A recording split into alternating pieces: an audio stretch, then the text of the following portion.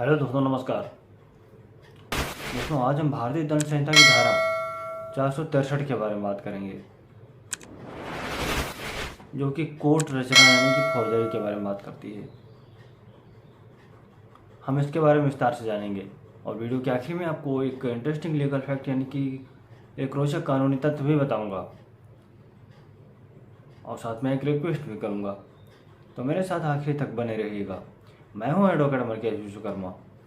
दोस्तों, धारा 463 जो कि फॉर्जरी यानी कि कूटरचना के बारे में प्रावधान करती है, इसके बारे में बताने से पहले मैं फॉर्जरी ये जो वर्ड है इसके बारे में बता दूं। असल में सही जो शब्द होता है, जो सही वर्ड होता है, वो फॉर्जरी ही होता है। फॉर्जरी इंग्लिश का वर्ड है और उसको हिंदी में कूटरचना बोलते हैं। इसको फॉर्जरी को ही हमने बिगाड़ दिया है, ज़्यादातर लोगों ने समाज में बिगाड़ दिया है। उसको फर्जी बोलते हैं।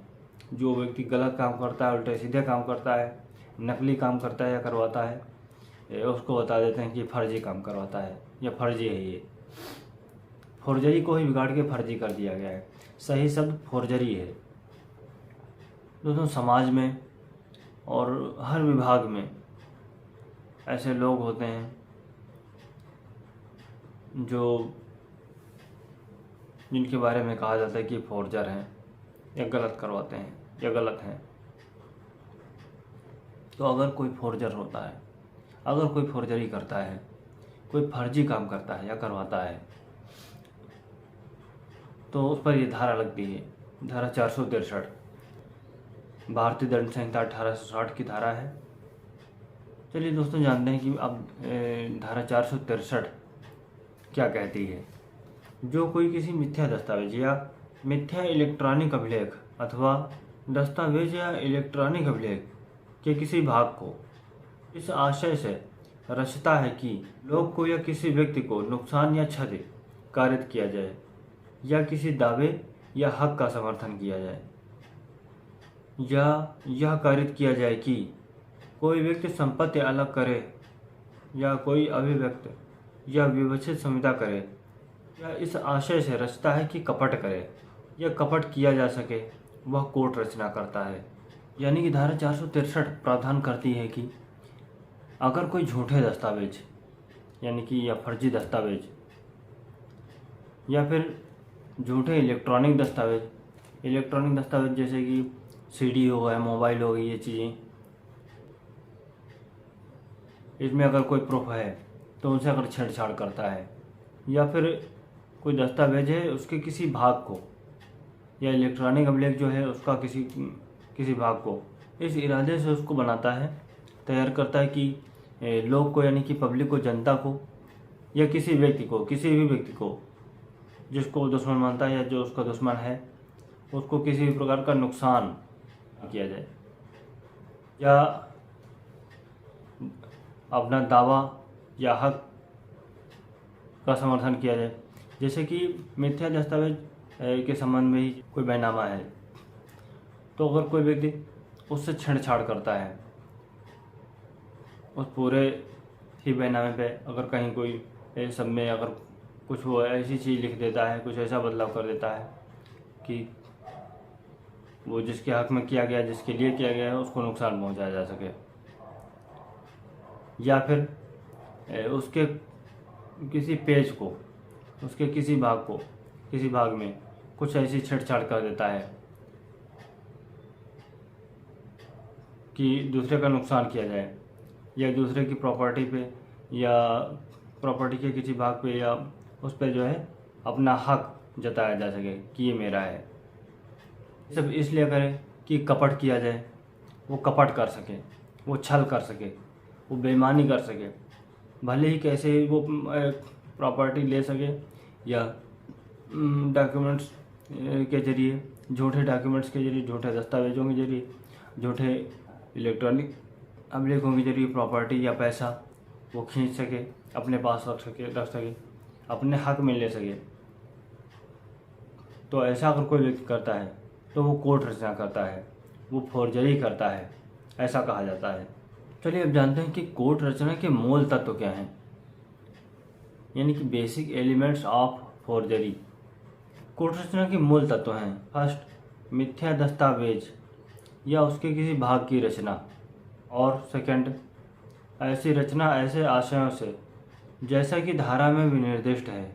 जैसे फर्स्ट, आम जनता या सेकंड, किसी व्यक्ति को क्षति या हानि कारित करना। या बी, किसी दावे या अधिकार का दावा करना। या सी, किसी व्यक्ति को किसी संपत्ति से वंचित करना।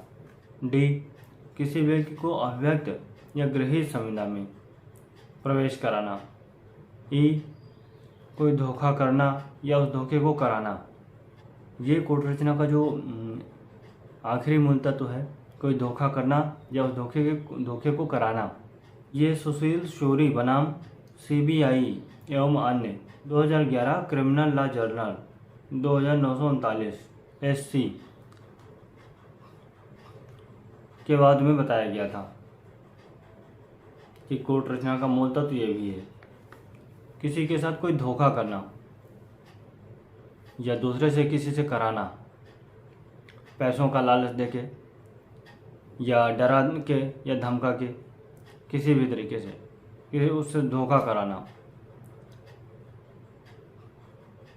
तो इसे फोर्जरी माना जाएगा, यानी कि कोट रचना।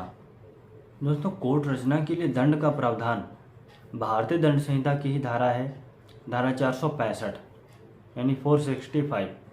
इसमें कोट रचना के लिए दंड का प्रावधान किया गया है। धारा 465 के अनुसार जो कोई कोट रचना करेगा वह दोनों में से किसी भांति के कारावास है जिसकी अवधि 2 वर्ष तक की हो सकेगी, या जुर्माने से या दोनों से दंडित किया जाएगा।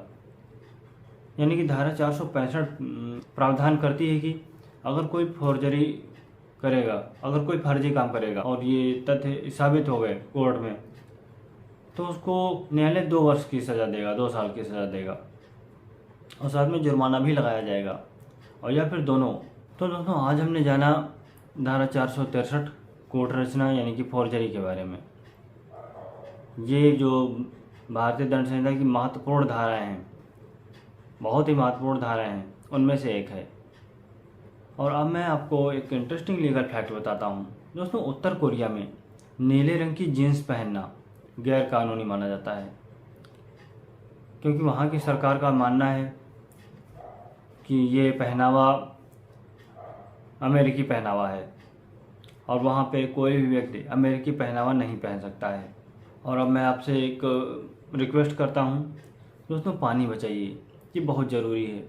पानी बेवजह बर्बाद मत होने दीजिए। सेव वाटर सेव लाइफ, क्योंकि जल ही जीवन है। आशा करता हूँ वीडियो आपको अच्छी लगी होगी,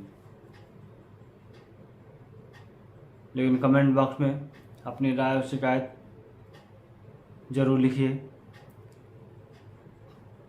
अगली वीडियो आप कौन से टॉपिक पर चाहते हैं, ये भी बताइए। मिलते हैं अगले वीडियो में, और इस वीडियो में मेरे साथ आखिर तक बने रहने के लिए आपका बहुत बहुत धन्यवाद।